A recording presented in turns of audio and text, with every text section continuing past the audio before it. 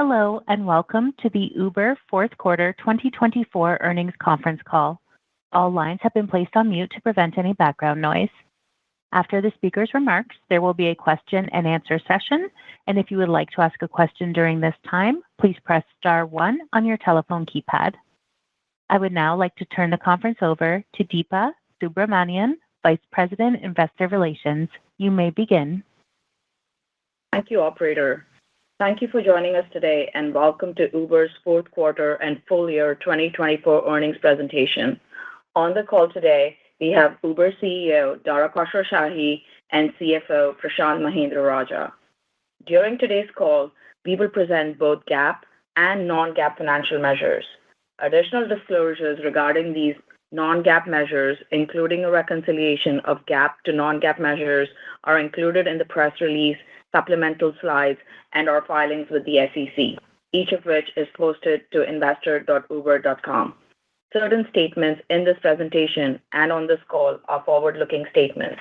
You should not place undue reliance on forward-looking statements. Actual results may differ materially from these forward-looking statements, and we do not undertake any obligation to update any forward-looking statements we make today, except as required by law. For more information about factors that may cause actual results to differ materially from forward-looking statements, please refer to the press release we issued today, as well as the risks and uncertainties described in our most recent Form 10-K and in other filings made with the SEC. We published our quarterly earnings, press release, prepared remarks, and supplemental slides to our investor relations website earlier today, and we ask you to review those documents if you haven't already. We will open the call to questions following brief opening remarks from Dara. With that, let me hand it over to Dara. Thanks, Deepa. So the theme of this quarter is acceleration. We accelerated growth in audience, trips, and the top line. Gross bookings growth on a constant currency basis beat even our own expectations, coming in above the high end of our guidance. This performance was powered by strong product innovation across our platform, driving multi-product use to an all-time high of 37% of Uber consumers. It was also a stellar few months for Uber One membership program, where we added 5 million members in the quarter, bringing our total member base to 30 million, up nearly 60% year on year. We're now 1 year into the 3-year outlook we presented to investors last February, and I'm pleased to say that in 2024, we cleanly exceeded our commitments on all 3 components of that framework. Gross bookings grew 21% versus our commitment to mid to high teens constant currency CAGR. Adjusted EBITDA grew 60% year on year versus the high 30s to 40% CAGR. And annual free cash flow conversion as a percentage of EBITDA was 106% versus our indication of 90+%. We're thrilled with this performance and have started 2025 with a lot of momentum. Despite FX headwinds, we expect continued strong growth in Q1 with 17 to 21% constant currency gross bookings growth and continued profit expansion. Lastly, a word on autonomous. I'd encourage everyone to read our prepared remarks and supplemental slides, where we spend some more time this quarter sharing our perspective on the state of AVs. The key takeaway is that while AV technology is advancing, commercialization will take significantly longer, and we have conviction that Uber will be the indispensable go-to-market partner for AV players. This is undoubtedly one of our top priorities, and we're investing a lot of technical, strategic, and management attention to this topic, with lots more to come. Just today, we announced that Austin residents can sign up for our interest list right in their Uber app to increase their chances of matching with an Waymo AV when we launch next month. With that, Operator, let's take your questions. Thank you. Your first question comes from Brian Nowak with Morgan Stanley. Your line is open. Thanks for taking my questions. I have 2, one on autonomous and one on the core rides business. So the first one, Dara, is on autonomous. As you think about the portfolio of assets you have at the company, how do you think philosophically about investing more in autonomous assets, be it first-party car fleet or other fleet management tools, or where are you on sort of the portfolio of the current assets from an autonomous perspective?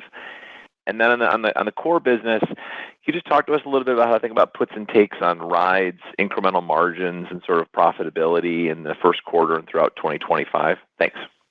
Absolutely. So, Brian, I think on autonomous, we think we are very, very well positioned. We're investing aggressively across all parts of the portfolio.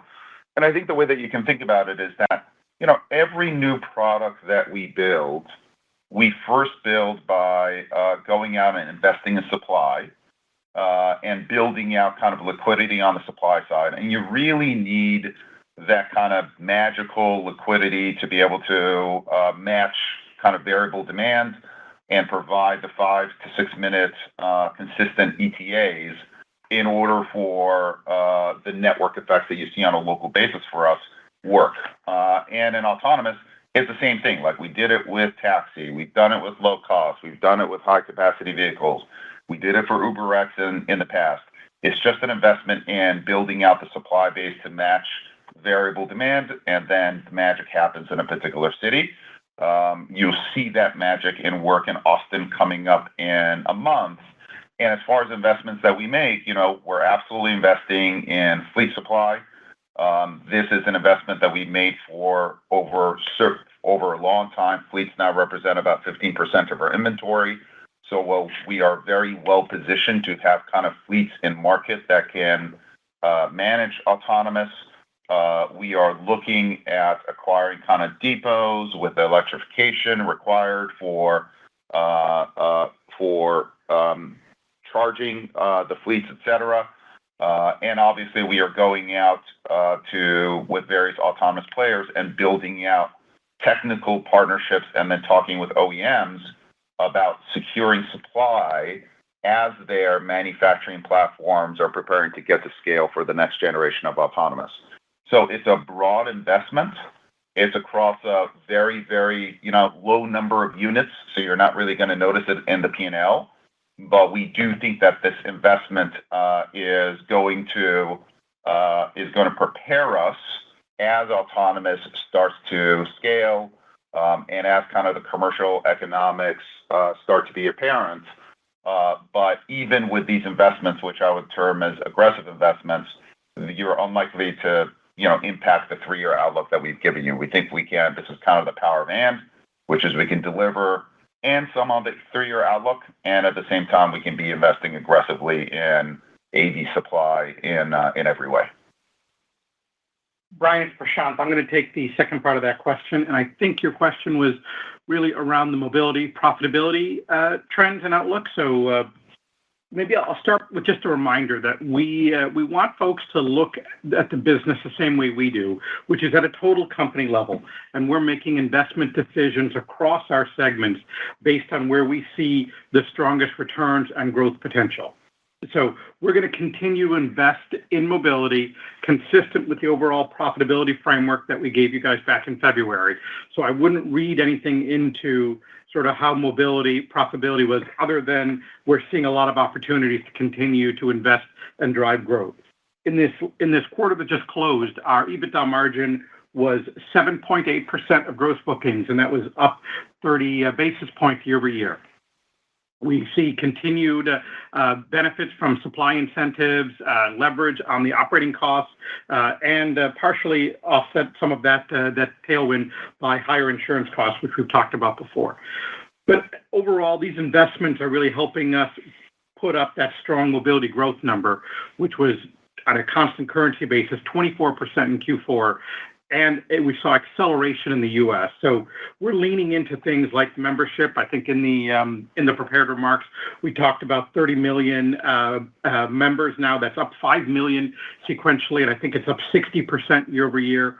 Teens is another great area. I think we've more than doubled the number of countries that Uber Teens is available in the fourth quarter. And the usual areas like finding the right balance in marketplace and continuing to open up new geographies and add some products. So again, it's part of our overall model that we gave you back in February of last year, which is to drive that mid to high teens GB growth and that high 30s to 40% profitability. And we'll continue to make the trade-offs we think are necessary to hit those numbers and also ensure that once we leave that 3-year framework, we're still driving a great top line. Thanks for the question. Great. Thank you both. The next question comes from Eric Sheridan with Goldman Sachs. Your line is open. Thank you so much for taking the questions. Maybe building on Brian's question on supply and just widening it out a little bit in both businesses. You talked on prior earnings calls about sort of extending the network as a potential stimulant for rider growth and supply density. Can you talk a little bit about those efforts and how they continue to scale and how we should be thinking about them as a potential growth driver for 2025 and beyond as you continue to scale into more areas of mobility? And then on the delivery side, any update on user behavior? Obviously, the array of supply that's available to a shopper inside Uber Eats today is very different than it was 12, 18 months ago. What is that doing to user behavior, frequency, basket size? How should we be thinking about supply impacting those dynamics in the delivery business? Thank you. Great. Thank you for the question. So first, just as a reminder for folks, the way we think of the business, and we encourage everyone else to, is our growth is a combination of audience, of the number of users who are hitting our platform every month, how often they are engaging with the platform, which we measure as frequency, and then you round it out with price to turn trips into GBs. So in the last couple of quarters, we've made some comments on how we're focusing on less dense or some of the sparser geographies, which I think is where your question is coming from. So as a reminder, the growth framework through 2026 is for that core business to grow in the low to mid-teens, and then the growth bets we're making to kind of help push us up into that higher teens. And the initiative that we're focusing on in those less dense or sparser geos is really around driving the penetration into those less dense areas, so we can extend sort of the length of time that we can get that core business to continue growing at an attractive rate. One of the things we've observed is that in our more populated or dense areas versus where we were maybe 2 or 3 years ago, growth has started to come down a bit because those areas obviously are more penetrated. Now, we can offset this by pushing out into less areas. This started initially as a U.S. delivery initiative, and it's really expanded now into a global one. I would say that as we focused on the U.S. delivery business, we realized that the same opportunity existed across mobility and really around the world. And we're finding real promise really on the mobility side, both in the U.S. and non-U.S., as well as in non-U.S. delivery, where we're now creating some more programs in this space. We see much higher growth in these less sparser areas. I think we've talked about in the past that it's not uncommon for us to see 1.5 or more times faster growth outside of more dense areas, and we do that a few ways. On the mobility side, it is supply. So it's really about where we are investing into supply, such as creating incentives to bring new drivers into those areas, opening more cities and locations. For example, when you think of the UK, you often think of London, but for us now, Liverpool, Manchester, those become areas that we want to continue to grow out in. In Europe, we've got our efforts to add taxis, which will help us in some of those more sparser populated areas. So once we have the supply, then we can use incentives to make sure the pricing is right to spur demand and sort of get that flywheel going. That is the magic of the Uber marketplace.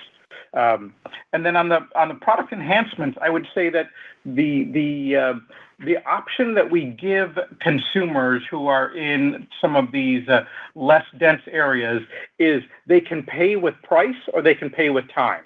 If you want to pay with price, you can use something like our Reserve product, which will give you a very high accuracy of you'll know when your ride is going to be there, and it allows us to use our marketplace tech to make sure that we find someone who's able to be at the location you want when you need them there. Or if you're willing to pay with time, we extend the wait times, which allow us, again, to use the marketplace algos to find drivers or couriers who are in the region but may take a little bit more time to get there. And we're finding that in the suburbs, people are more open to longer wait times. And then I think on delivery and the growth rates there, what we're doing, listen, the basics remain the same, which is it's all about selection, it's about price, and it's about quality. In terms of selection, we got over 1 million active merchants, up about 16% year-on-year. These are big and small merchants.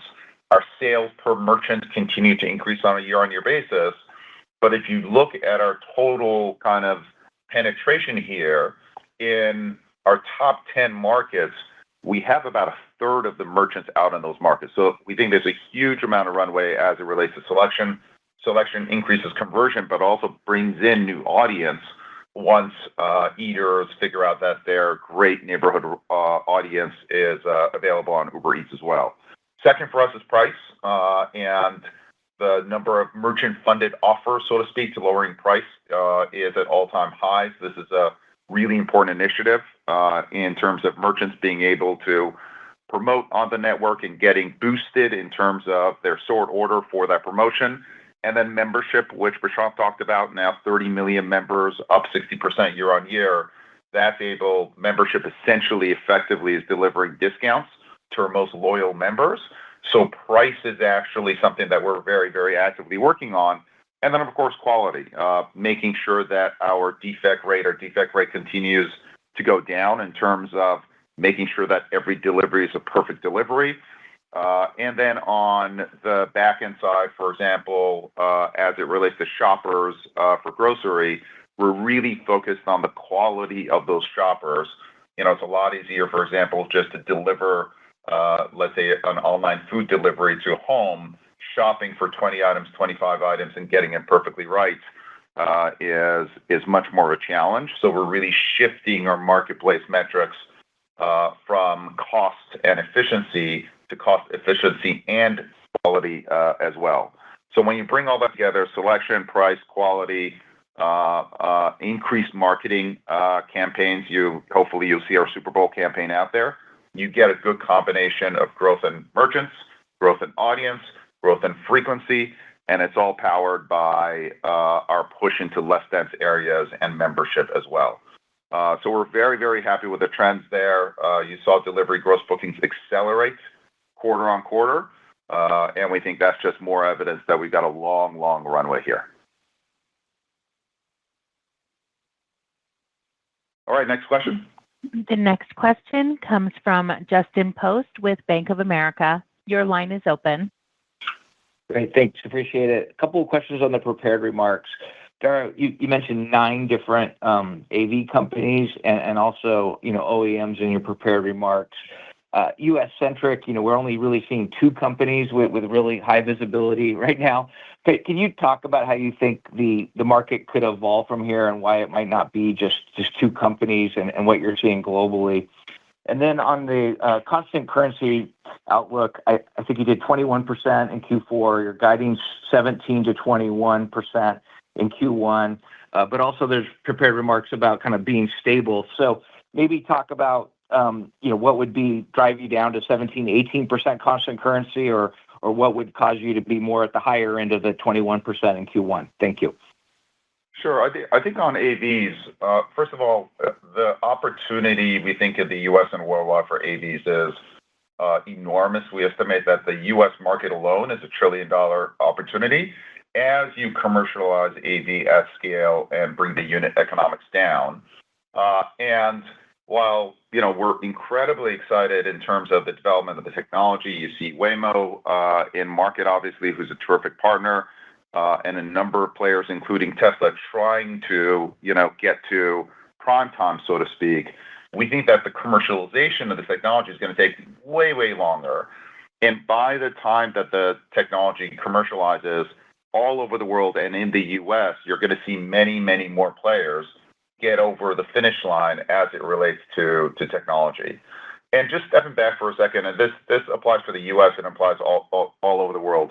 There are 5 factors that you need, all of which need to come together for scale commercialization of this business. And scale commercialization is like 10, 20, 30% of our volumes on a U.S. basis, let's say a global basis. First, you have to get regulations. You got to enable regulations. There are national regulations, state regulations, city regulations. It's pretty complicated. Obviously, regulators have to be get comfortable with this new technology on the streets, affecting our everyday. Second, in order to get regulators comfortable, we think you need a consistently superhuman safety record. Like, we don't think it's good enough for an autonomous driver to be better than a human. I think we have the chance to be multiple times better than the human, and I think the industry should take that kind of chance and insist on a superhuman safety record. You're seeing Waymo definitely get there, and many, many other players kind of working to get their safety record up and demonstrate that safety record as well. Third, you need a cost-effective hardware platform. Like, the hardware platforms now, they cost hundreds of thousands of dollars. You've got to get to the tens of thousands of dollars. There's a lot of work to be done to get there, and many, many years to build out these scale hardware platforms. Fourth, you need first-rate on-the-ground operations. This is what I was talking about before in terms of fleets and recharging and cleaning and finding lost items, the millions of lost items we do every year. And then fifth, you need a high utilization network that can manage the variable demand every day on a seasonal basis with flexible supply as well, which we think our hybrid network is kind of the best solution there. You need all five to come together, and we think the only way that all five can come together is Uber partnered up with the AV ecosystem. And we think we're kind of an indispensable part of, again, achieving all five and moving from a really, really cool, amazing technology to a really terrific scale business. Now, I think that you're going to see lots of experimentation and AV players, going direct, working with us, et cetera. But especially we're looking forward to our launches in Austin, Atlanta, where I think we're going to demonstrate, pretty clearly that a combination of a great AV provider like Waymo and Uber is the best combination out there. And I think this is going to apply in the US. It's going to apply all over the world. So today, when you're in the tech development phase, in the US, you don't see too many players. But by the time all five of these entities come together, regulatory, et cetera, which is going to be years from now, I think you're going to have a number of players getting to prime time, both in the US and internationally. We think that's great for the ecosystem. We think competition is great for the industry. Kind of you're seeing, with DeepSeek coming in generative AI, like how exciting that competition is. And we think the same thing that's happening in generative AI is happening in AV as well. You'll see it definitely in the US, and you're going to see it all over the world. Justin, I'll take the second part of that question, which I think was on putting our Q1 guide in perspective. So let's maybe start with a recap of Q4. 21% GB growth at constant currency year over year, and now we have delivered 21% for 4 out of the last 5 quarters, and that growth continues to be led by audience, and which is an impressive number when you think that we're adding roughly 20 million, a little over 20 million actives, even at the scale we have today. It's a great indicator of how the product continues to drive or get acceptance across the globe.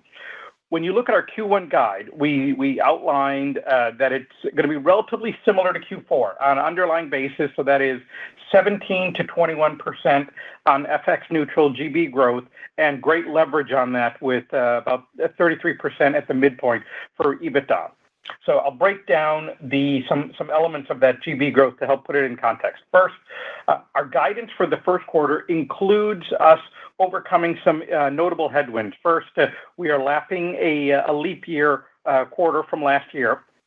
And in the Q1 guide, we've already incorporated the impact from the devastating fires in Los Angeles, as well as some unusual weather patterns, particularly in the south, where there was some crazy snow that came through there, which did shut down a number of cities. So just making those adjustments there, you can easily get to another 1 to 2 points of GB growth if you were to normalize for that.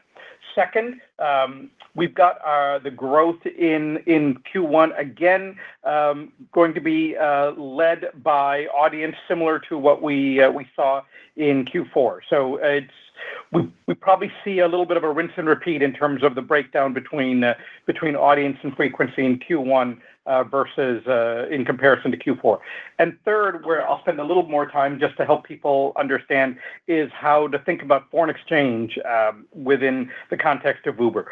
So we're expecting FX to be a larger top-line headwind in Q1. Think 5.5 percentage points of headwind, and that compares to closer to 3 points in Q4.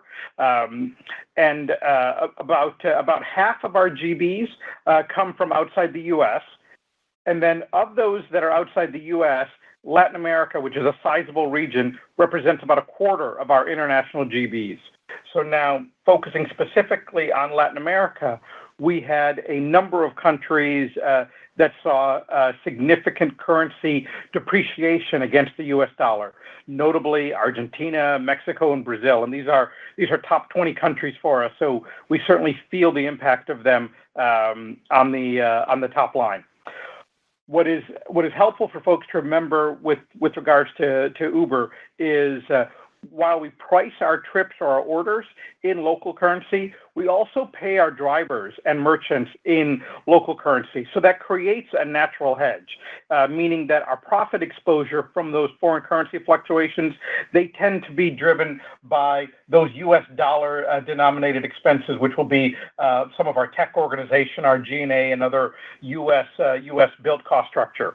So the way we sort of operate the company is that we will take FX on the top line, but as a management team, we do our best to absorb those impacts in the profit line, whether they be favorable or headwinds to us, to kind of continue to drive the consistent margin expansion story that you've seen over the last couple of years.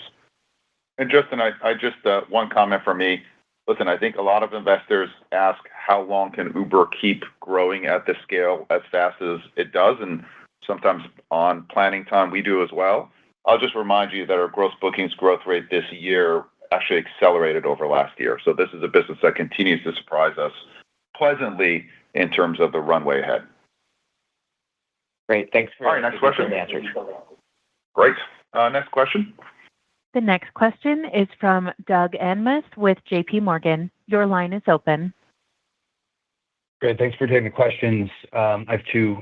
Dara, first, just following up on the AV commercialization challenges, I'm curious if there's anything additional you can share on your experience with Waymo in Phoenix and just how you're helping drive utilization and demand there in particular. And then Prashanth, just given the healthier pricing backdrop in rides that we're seeing through 25, can you just talk about how you're thinking about sustainability of insurance costs and those slower insurance price increases through the year? Thank you.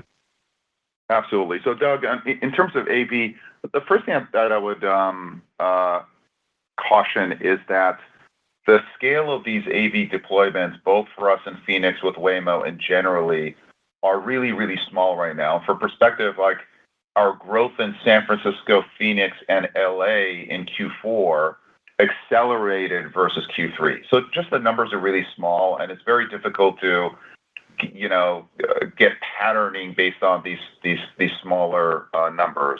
Our very, very early experience in Phoenix suggests that, and some of the other deployments that we've got suggest that the Uber network is able to drive significantly higher utilization versus any kind of first-party network could, just because of the scale and the variability in terms of supply and demand in a particular market. The other pattern that we see is customers love the product. So the opt-in rate for customers, the second time that they're offered an AV, is significantly higher than the opt-in rate the first time. So it's a great product, and you see that in terms of pricing. You can actually price the product at a premium too, which is terrific. So those are it's a great product. Doesn't really have an effect on our overall business. We're able to drive really strong utilization. We are now preparing for some pretty big launches in the tens, going to the hundreds of vehicles later this year in Austin and Atlanta. And we will have much, much more to tell you about the results there. And, we're quite optimistic that the results are going to be quite strong.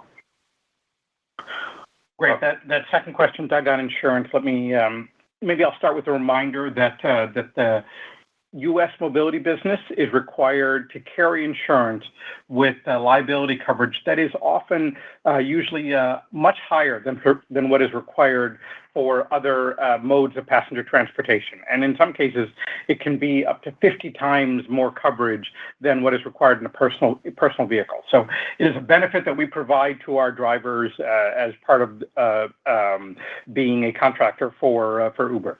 So at a macro level, we're pleased to see that the insurance pressure is easing. The Consumer Price Index motor vehicle insurance is now only growing at 11% year over year in December, which is still a big number, but it's down more than 50% from what we saw in April, where it peaked in the low 20s. So with the external headwinds peaking, and we are also starting to see the benefits of all the internal initiatives that we've been driving, such as the tech innovation and policy work coming through. So our outlook now, and we might have signaled this last quarter, and I think we have more confidence today than we did even in Q4, that the U.S. Mobility's insurance cost is likely to be high single digits on a per trip basis in 2025, and that's meaningfully lower than we've seen for the last 2 years. It's coming from a couple of elements that we've talked about before. We've talked about tech, risk management, and regulatory. So let me just double click on a couple of those.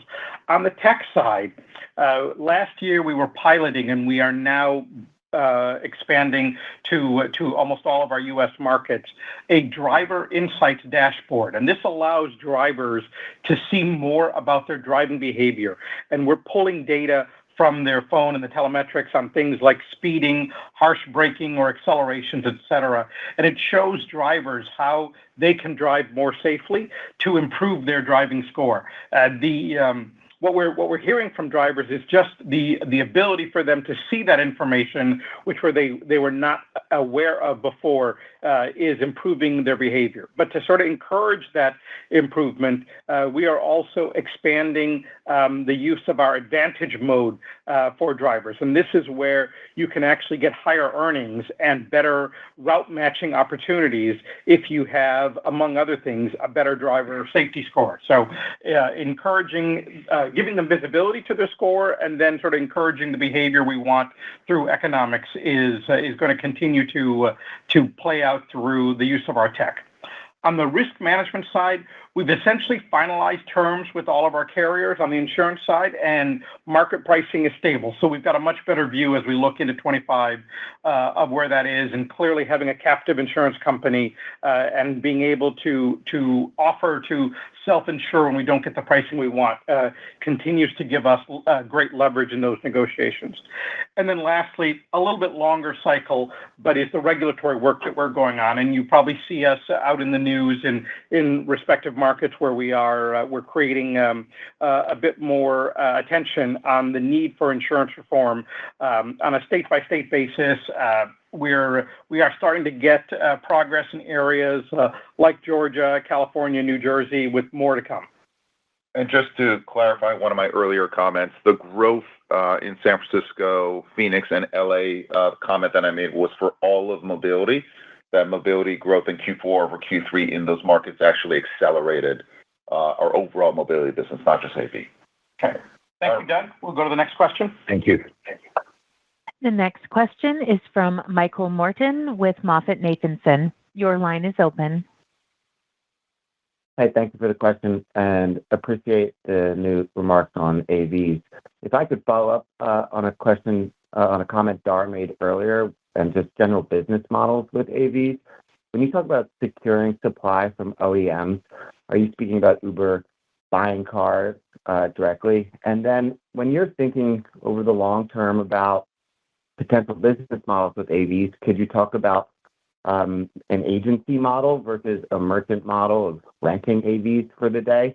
And then a question we get from investors is, how much of your global mobility business do you see being addressable by autonomous vehicles due to different driver costs in certain markets compared to the AV costs? Thank you so much. Yeah, absolutely, Michael. So in terms of the business model, I think there's going to be a ton of experimentation around the business models. I think early on, we've got a big balance sheet and we can buy cars. I think eventually it's going to turn into the fleet partners that we have, essentially buying cars and getting financing from third parties. That you see right now with electric vehicles, a lot of our fleet partners actually are able to finance these EVs, et cetera. In the early days, you're not going to have kind of a financing construct in place and clarity regarding what residual values are for these cars. So I think that, we'll put up some balance sheet risk. Our fleet partners will put up some balance sheet risk over a period of time. I think that most of the ownership will be a combination of fleet partners. You might see some financial players, kind of infrastructure players, just like there are entities, REITs that own hotels. You will have kind of fleet entities as well. And then hopefully there'll be some kind of individual ownership as well of people, small businesses putting up these cars and these fleets and taking care of the cars, so sort of small business fleets that, again, we see around the world for ourselves operating a SMB fleet model as well. So there's going to be a ton of experimentation, but early on, we will take some balance sheet risk in order to catalyze the industry, so to speak. But ultimately, we think all of it is going to be financialized. In terms of AV, I think a couple of things in terms of the addressable market. First of all, I think early on, right now, the cost of AVs don't even come close to the cost of drivers. So I think the first markets that are going to be penetrated are going to depend on regulation, first of all. And again, the regulatory environment's pretty complicated. And second is kind of the revenue per mile in the markets. This would tend to be U.S. markets or European markets where the revenue per mile is higher and will tend to be in the center of cities. The operational domain for many of these AV deployments is very, very limited and over a period of time is going to expand. So I think in the next 5 years, the addressable market is going to be probably, in the order of 10 to 15% of the overall marketplace, and then gradually is going to expand over a period of time over the next 15 years or so. Great. Thank you, Thanks so much. Michael. Sarah, we have time for one more question. Thank you. Your final question will come from the line of Nikhil Devnani with Bernstein. Your line is open. Hi, thank you for taking the question. Dara, last time you talked about price elasticity, and today the letter talks about affordability. And the Q1 EBITDA guide suggests it's starting to moderate that profit growth. First, how much of this EBITDA guide is impacted by FX? And then bigger picture, I guess the skeptical take would be that pricing was a tailwind for the business for several years. We're now hitting that ceiling, and as you push more on affordability, it's going to be a headwind to margins going forward. So in your view, why is that not the right take? How do you eventually get a good return on these lower cost rides and drive operating leverage in the mobility business if you're leaning into that value proposition for consumers? Thank you. Yeah, Nikhil, why don't I just take the first part of it and let Dara take the longer part of it there. I mentioned, I went through a little bit on the FX side and our philosophy on FX. Clearly, the impact of foreign exchange and the profits that we collect in those foreign jurisdictions when they come back to the U.S. are worth less, and with more than half of our business outside the U.S., there is an impact there. We have chosen not to pass that volatility on to investors. We find ways to manage that, whether it be good news or bad news within the company, using the levers that we have, and sort of that's been the philosophy of the company. We talked about that in the prepared remarks. So it is not a zero impact. It certainly weighs on the business, but for your modeling purposes, you should think of FX as a top line impact and leave it to the management team in both good days and bad days to do what we can to show steady margin improvement regardless of FX. Yeah, Nikhil, I would say in terms of pricing, whether it's a tailwind or a headwind, I just say that the vast majority of pricing that we have taken in the market has been in the U.S. And the vast majority of that price increase has been passed along cost of insurance. So it shows up in gross bookings. It shows up in costs. and that part of the price increase is ultimately economically neutral. We've always believed in kind of a model where we build out premium products. So this is our U4B product, which is a highly premium reserve products as well. For U4B, we introduced Business Black as well. And using the higher margin of the premium products to fund the lower cost products like UberX Share and Shuttle, et cetera, taxi, two-wheelers, three-wheelers. And I think we've been able to consistently demonstrate in the past the ability to balance top-line growth and bottom-line growth, and that's our expectation going forward. And I would tell you that today, when we talked about that 3-year guidance in terms of mid to high teens top line and then a bottom line of in the 30s to 40% growth, we are more confident than ever that we can meet that guideline in almost any pricing environment. But kind of the way that we run the company is to run it for both top and bottom line. And I think you'll see us continue to deliver on both of those going forward. Thanks, Nikhil. So before we wrap up here, I wanted to share some news. After nearly 6 action-packed years, Deepa has decided to leave Uber. Today is going to be her last day with us. So on behalf of Dara, the leadership team, and the Global Finance Org, I do want to thank Deepa for her many contributions to Uber and wish her all the best in her next challenge. Balaji Krishnamurthy, who many of you know well, is going to step in to lead IR in addition to his existing role managing the strategic finance team. So Balaji will be joining you for the Q4 callbacks this morning, along with Alex and the IR team. This quarter, we are going to be in New York, Chicago, San Francisco, Orlando, and Boston. So please reach out to Alex or the IR team if you're looking to see us in any of those cities. And then just to close, I want to thank the Uber team for all their great work in 2024, and thank you for joining us this morning. This concludes today's conference call. Thank you for joining. You may now disconnect.